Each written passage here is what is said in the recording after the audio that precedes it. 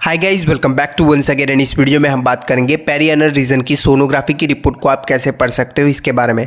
तो यहाँ पे देखो, पेरिएनल रीजन क्या रहता है। तो पेरी का मतलब होता है आसपास और एनल मतलब कि गुदमार्ग। तो गुदमार्ग का जो आसपास का एरिया है उसको बोलते हैं पेरिएनल। तो जो गुदमार्ग है उसमें कौन कौन सी बीमारियां रह सकती है, तो यहाँ पे देखे तो हेमोरॉइड का कंडीशन रह सकता है, देन फिस्टूला, फिशर है, पेरिएनल एब्सेस का कंडीशन है, देन साइनस बन जाता है। तो ये सब भी प्रॉब्लम यहाँ पे देखने को मिल सकती है। तो इसमें बात करें तो हेमोरॉइड का मतलब क्या रहता है। हेमोरॉइड मतलब कि बवासीर, जहाँ पे क्या रहता है कि गुदमार्ग की जो नलियां रहती है उनका फूल जाना। दूसरा कंडीशन रहता है यहाँ पे फिस्टुला, जिसको बोलते हैं बगंदर। तो जहाँ पे क्या रहता है कि जो चमड़ी का हिस्सा है और अंदर का जो हिस्सा है, एनल का हिस्सा है, वहां पे एक ऐसा रास्ता बन जाना, उन दोनों के बीच में ऐसा एक रास्ता बन जाता है। यहाँ पे बाहरी और ऐसे फोड़ा भी बनता है जिसको बोलते हैं पेरिएनल एब्सेस। दोनों छोर जो खुले हो, ऐसा एक एबनॉर्मल पाथवे बन जाता है, एक ऐसा इन्फेक्टेड, संक्रमित और मवाद भरा एक रास्ता बन जाता है। तो उसको बोलते हैं फिस्टुला। यहाँ पे बात करें तो एक ही तरफ जो छोर है वो खुला है, मतलब कि यहाँ पे चमड़ी से लेके आगे का रास्ता है वो बंद है, तो उसको बोलेंगे यहाँ पे साइनस। तो फिस्टुला है उसमें दोनों ओर का जो छोर है, एंड रहता है, वो यहाँ पे खुला रहता है। और जो साइनस का कंडीशन है उसमें क्या रहता है कि एक तरफ का जो है वो ब्लाइंड एंड रहता है, मतलब कि आगे उसका रास्ता नहीं होता। आगे का कंडीशन होता है फिशरी एनो, जहाँ पे क्या रहता है कि जो गुदमार्ग की लाइनिंग है उसमें ऐसे दरार पड़ जाती है।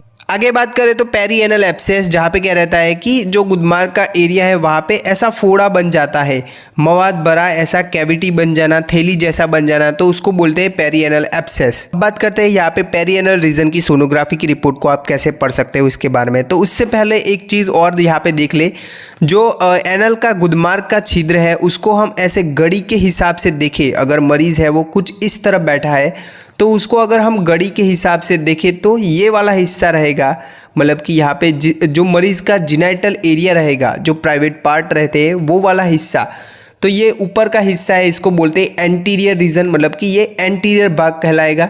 अगर बात करें तो गुदमार्ग से निचले का हिस्सा रहता है उसको बोलेंगे पोस्टीरियर रीजन, जो कि यहाँ पे 6 o'clock पे आते हैं। अगर जो छिद्र है गुदमार्ग का उसको घड़ी के हिसाब से देखें तो जो ऊपर का हिस्सा रहता है इसको बोलेंगे एंटीरियर हिस्सा, और वो जो घड़ी में 12 बजते हैं उस पोजीशन पे जो एंटीरियर हिस्सा है वो रहता है। जैसे घड़ी में 6 बजते हैं वैसे अगर देखें तो जो पोस्टीरियर हिस्सा है वो आता है। अगर घड़ी में 3 बजे है वैसे अगर जो गुदमार्ग है उसको देखें तो लेफ्ट तरफ का हिस्सा है वो आता है। और अगर घड़ी में 9 बजे है ऐसे देखें तो जो गुदमार्ग का एरिया है वहाँ पे राइट तरफ का हिस्सा आता है।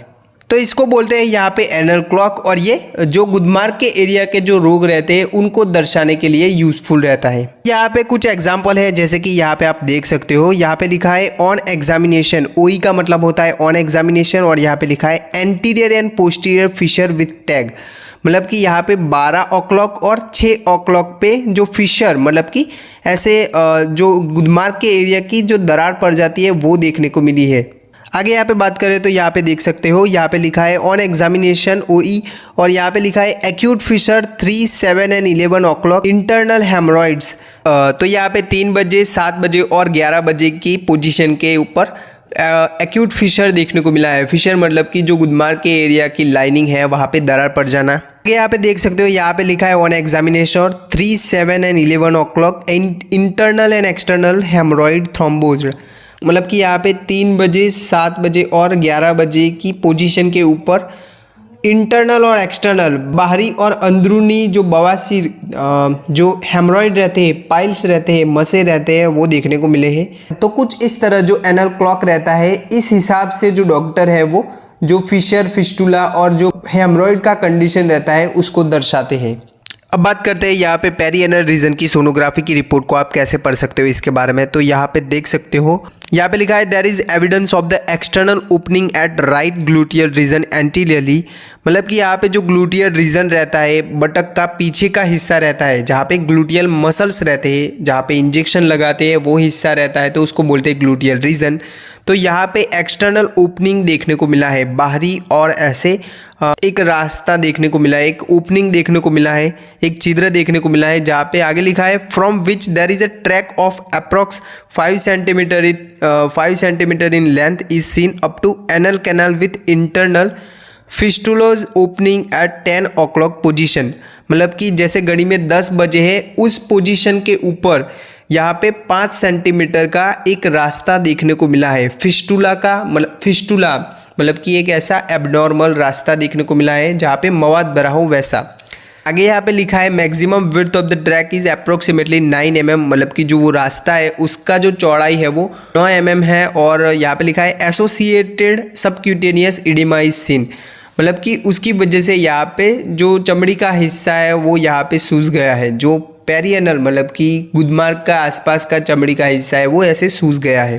देन आगे यहाँ पे दूसरा रिपोर्ट आप देख सकते हो, यहाँ पे लिखा है there is a well defined hypoechoic blind sinus tract noted at 6 o'clock position in perianal region, मतलब कि यहाँ पे ब्लाइंड साइनस मतलब कि वो एक प्रकार का ब्लाइंड फिस्टुला ही रहता है, मतलब कि उसका एक ही तरफ का छोर है वो खुला रहता है। यहाँ पे ऐसा साइनस ट्रैक देखने को मिला है और वो भी 6 o'clock पोजीशन, जैसे घड़ी में 6 बजते हैं उस पोजीशन के ऊपर। यहाँ पे लिखा है no internal opening in anal canal, मतलब कि जो एनल कैनाल है गुदमार्ग का रास्ता है वहाँ पे कोई अंदरूनी कोई भी ऐसा ओपनिंग देखने को नहीं मिला।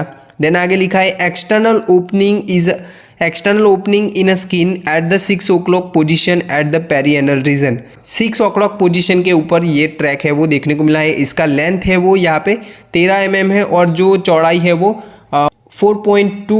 देन आगे की रिपोर्ट में यहाँ पे डायरेक्ट इंप्रेशन में देखें तो यहाँ पे लिखा है perianal abscess with low anal fistula then posterior high anal fistula.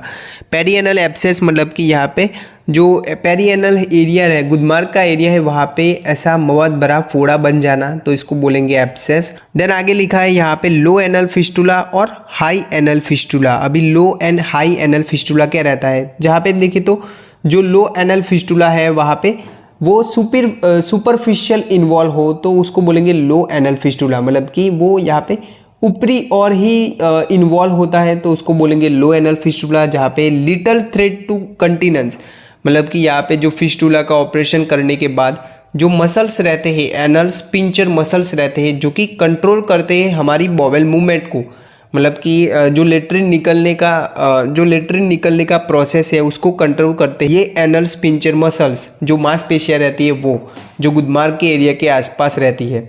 तो इसमें अगर जो फिस्टुला है ऐसे एबनॉर्मल पाथवे जो ट्यूब जैसा मार्ग बन जाता है तो वो इन मसलों के अंदर से बनेगा, तो वो यहाँ पे ऑपरेशन के बाद में भी यहाँ पे थ्रेट रहता है कि वो यहाँ पे कंट्रोल नहीं कर पाता, जो मोशन है उसको कंट्रोल नहीं कर पाता, तो इसको बोलते हैं यहाँ पे फिकल इनकंटिनेंस। तो जो लो एनल फिस्टुला रहता है इसमें सुपरफिशियली जो फिस्टुला है वो इन्वॉल्व रहता है और इसमें जो कंटिनेंस का खतरा है वो भी कम रहता है। और जो यहाँ पे बात करें तो हाई एनल फिस्टुला में क्या रहता है कि ये ज़्यादा मांसपेशियों के अंदर से निकलता है और यहाँ पे ज़्यादा चांसेस रहते हैं फिकल इनकंटिनेंस का। यहाँ पे ज़्यादा अच्छे से देखने के लिए आप MRI फिस्टुलोग्राम भी करवा सकते हैं, मतलब कि यहाँ पे MRI करवा सकते हैं जो पेरिएनल रीजन है उसका।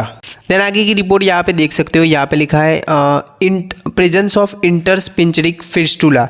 अभी इंटरस्पिंचरिक मतलब क्या, तो यहाँ पे देखो हमारा जो एनल कैनाल रहता है उसके आसपास पिंचर मसल्स होते हैं जो यहाँ पे हमारे लेट्रिन को कंट्रोल करते हैं, वैसे मांसपेशियाँ रहती है तो उनको बोलते हैं स्पिंचरिक मसल्स। जहाँ पे एक्सटर्नल और इंटरनल एनल स्पिंचर मसल्स रहते हैं।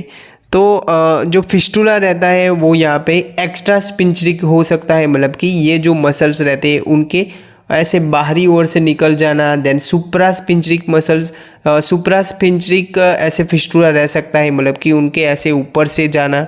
देन आता है ट्रांसपिंचरिक मसल्स, मतलब कि उनके बीच में से ऐसे निकलना। देन इंटरस्पिंचरिक, दो जो एक्सटर्नल और इंटरनल जो स्पिंचर मसल्स रहते हैं उन मांसपेशियों के बीच से निकलना। देन होता है सबम्यूकोजल, तो जो सबम्यूकोजल फिस्टुला है वो कुछ इस तरह होता है। तो ऐसे अलग अलग प्रकार रहते हैं जो फिस्टुला रहते हैं उनका। तो ये था यहाँ पे पेरिएनल रीजन की सोनोग्राफी की रिपोर्ट को कैसे पढ़ सकते हैं इसके बारे में। आई होप आपको इस वीडियो से कुछ जानने को मिला होगा। Thank you.